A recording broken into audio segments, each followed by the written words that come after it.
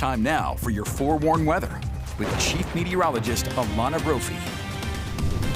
Ooh, are you having fun, Alana, with this snow? I know. Look at the down? shop behind her. Oh, my goodness. Snow coming down off the off-ramp up Harley's towards Lambs Canyon. But yeah, I am having fun. You know what? We need moisture. Oh, look at that. Right there. That's healthy. That's healthy. That's why a winter weather advisory was issued for the Wasatch Back. We also have winter storm warnings for our mountains. Live view tonight of I-80 westbound. We're going to see more of this as we get through the close of the work week. We triggered this wet weather with the storm moving in, and we're going to stay active for our Thursday and into Friday, an evolving storm system, which we desperately need. As we look at our snowpack, you can tell there are some areas that need it more than others. That's eastern Utah and record low percents in the southwestern corner of the state. As a whole, Utah is sitting at 85% of average, and this storm system will help as we have those winter storm warnings in effect with healthy snowpack ahead of us, maybe a bump in snowpack, especially for the higher elevations. Check out Ivins. Very, very cloudy. We had stormy conditions. Thank you, Robert, for sharing this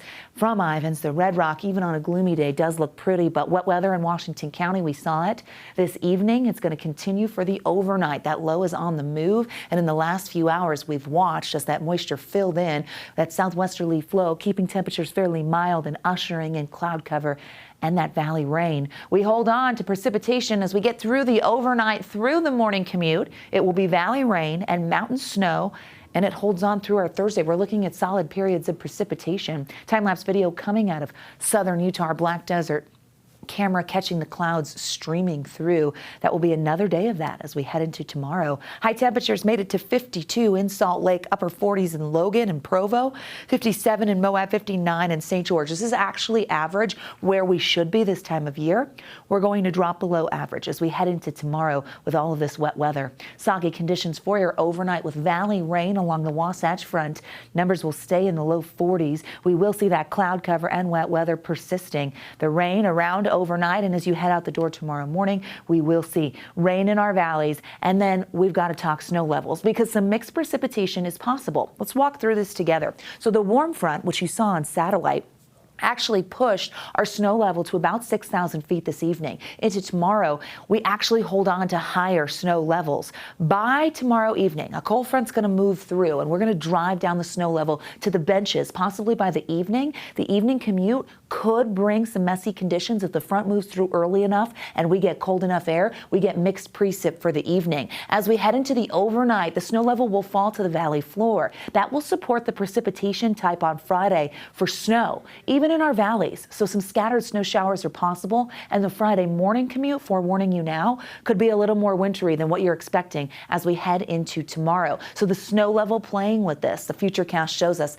that warm front I mentioned. You can see that counterclockwise flow around the low. That's what we had this evening. Heading into tomorrow, we're going to get that front coming through. Notice how we have valley rain, mountain snow, and it is supported all the way through central and southern Utah. We could see some breaks in the action, but it doesn't stay. Once the front comes through, cooler air's there. Look at that swath of moisture as we get to 5 p.m. in Moab County and then also on the western end of the Great Salt Lake. That's going to push on through. The low on the move, counterclockwise flow, colder air by Friday morning, supporting the potential for some valley snowfall that could impact Cache Valley and portions of the Wasatch Front. We stay with those showers as we get through our Friday. We don't really clear this storm system until Friday evening. Friday at 5 p.m. is when we'll see our alerts expire. Looking at the rainfall forecast over the next 72 hours, measurable moisture. Not as much on the eastern side of the state, but very healthy amounts expected for precip in northern Utah and even the south. A quarter of an inch in the southwestern corner of the state's a big deal.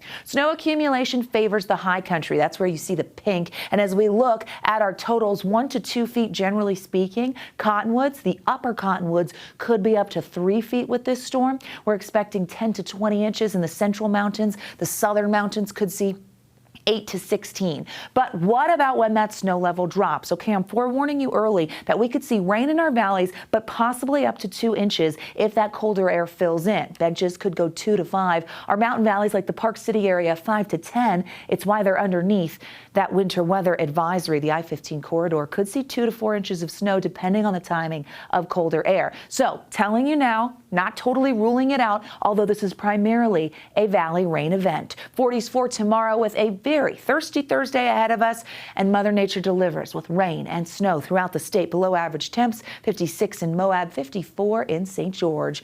As we look at the next 7, we've got rain, scattered showers by Friday. High pressure sets up by the weekend, and we spring ahead. Another storm system Tuesday into Wednesday next week. That brings rain to the south and also impacts the Wasatch Front. Mixed precipitation, snow levels going down tomorrow. Some scattered snow on Friday. Drier conditions Saturday and Sunday. That will bring a warming trend, but then active skies return for the midweek next week. So a little bit of excitement there in the weather world, but that live camera showing the snow coming down. We are not finished with winter. A lot of winter left here.